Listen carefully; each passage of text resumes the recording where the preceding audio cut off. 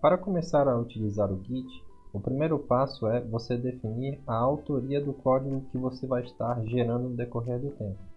Para isso, temos o comando gitconfig, passando a flag global para dizer que essa configuração vai ser utilizada em todos os projetos.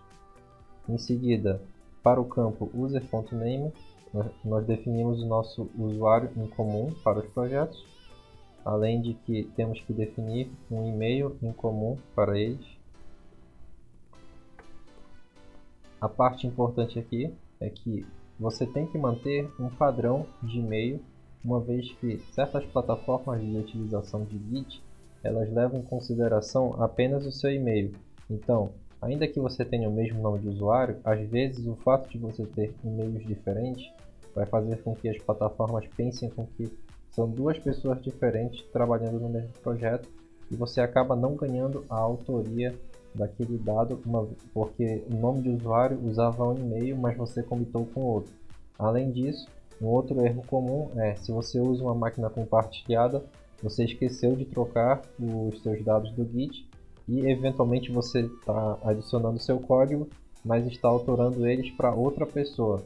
E isso vai dar um trabalho, uma vez que é um pouquinho difícil de estar modificando esses dados no Git, porque envolve você estar refazendo o código e não é o cenário ideal. Todavia, se você esqueceu de configurar isso aqui no início, na hora que o Git precisar disso, ele vai dizer, você esqueceu de configurar. Então, fiquem atentos para o caso de você estar comitando com outras pessoas, porém, no caso de você esqueceu de adicionar essa configuração, o Git vai lá avisar para vocês. Além disso, você pode estar verificando que dentro da pasta Home do seu usuário, é onde isso aqui vai estar salvo. Ele vai simplesmente criar esse arquivo de configurações se ele não existir, e esse arquivo é bastante útil, uma vez que caso você queira configurar algumas coisas a mais do Git, você pode estar utilizando esse arquivo, principalmente para estar adicionando alguns comandos extra ou adicionando configurações que você quer que não tenha que configurar em uma base de projeto a projeto. Com a nossa configuração do usuário em mãos, podemos ir criar a pasta do projeto.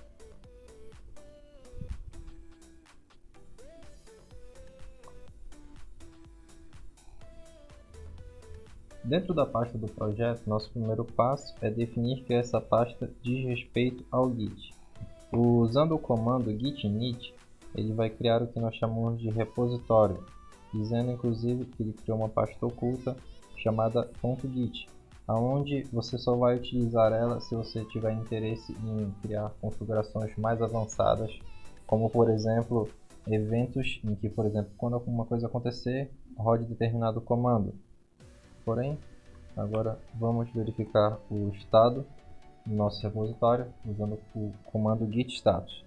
Ele nos dá três linhas. A primeira, ele diz que nós estamos na ramificação master. Veremos no decorrer dessas videoaulas que o Git trabalha com uma ideia de linha do tempo. E com essa linha do tempo, ele vai ramificar os caminhos baseados na forma com que as pessoas vão trabalhar separadamente, ou até mesmo se você preferir separar o seu trabalho, se você estiver fazendo múltiplas coisas ao mesmo tempo. Na segunda linha, ele já revela para a gente uma outra palavra-chave. Nós não temos ainda nenhum commit. Commit sendo basicamente a revisão do código ao decorrer do tempo. Toda vez que você commita, você vai alterando o estado do seu repositório e os commits ao decorrer do tempo representam a evolução do seu projeto.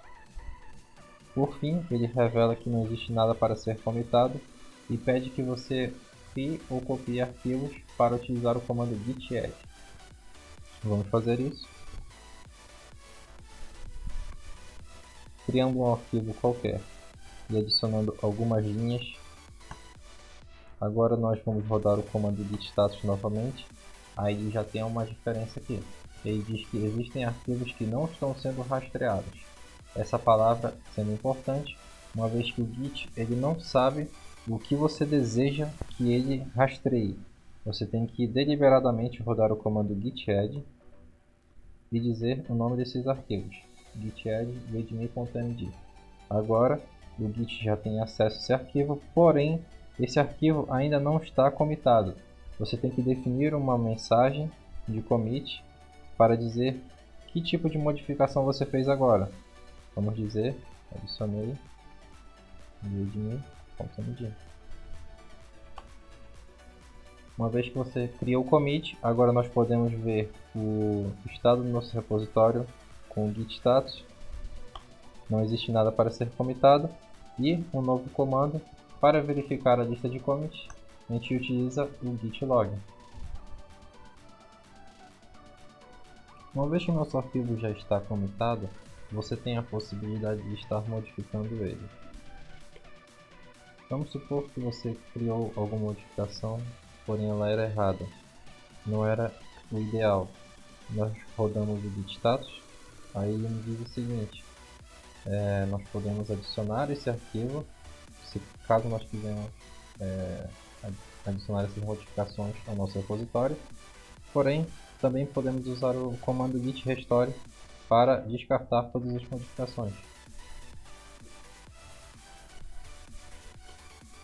Uma vez que nós descartamos as modificações, nosso repositório voltou ao status quo, não existe nada modificado. Vamos verificar aqui. O nosso código está como original. Além disso, uma outra opção é, caso você tenha adicionado de uma maneira errada,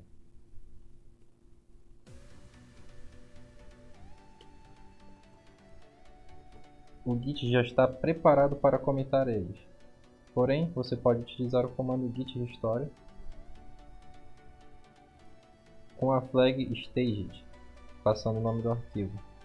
A ideia é que, usando o git restore com essa flag, o arquivo que já estava pronto para ser comitado é removido. Verificamos com o status que ele continua modificado, porém ele já não está no modo de staging, o modo de apresentação, se você está utilizando o Git em português. Então, se nós usarmos o git restore mais uma vez, agora nós não temos nenhuma modificação e o nosso arquivo está intacto.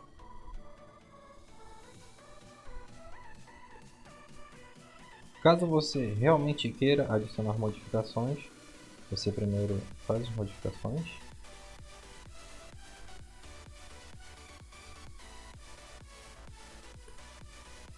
Em seguida, verificamos que existe um arquivo modificado, adicionamos eles. O Git diz agora que temos que comitar.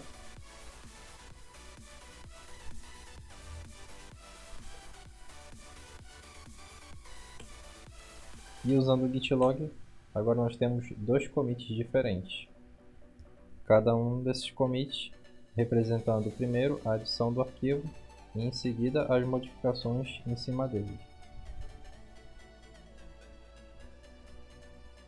Como último passo, caso você queira remover um arquivo do Git, a parte interessante é, esse arquivo já está sendo rastreado pelo Git. Então, para remover ele, você vai remover o arquivo do próprio sistema de arquivos. O git status vai declarar que este arquivo foi realmente deletado, porém você precisa adicionar o fato de que ele foi deletado. Então nós damos um git add readme.md, dando o git status. Ele está dizendo o seguinte: olha, as mudanças para serem comitadas o arquivo readme.md foi realmente deletado. Então comitamos.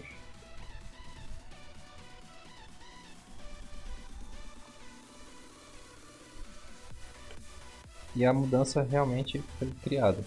Podemos usar o comando git add files e verificar que não existe nenhum arquivo agora, pois deletamos o único arquivo que existia no projeto. Todavia, o projeto contém o histórico do fato de desde a criação do arquivo, a modificação dele, até a sua deleção. Durante esta videoaula, nós verificamos os comandos git config para configurar a pessoa que está utilizando o Git no momento, git init para inicializar uma pasta como uma pasta do Git, um repositório, git status para entender o estado da aplicação e receber dicas de comandos para utilizar no decorrer do processo que nós estamos mexendo no nosso projeto, git add para dizer para o Git que determinado arquivo ou determinada modificação diz respeito ao Git commit para realmente salvar aquela modificação, git log para verificar as modificações no decorrer do tempo, ou seja, verificar os commits, e git restore para pegar um arquivo que nós fizemos alguma modificação indevida e retornar ele ao estado anterior.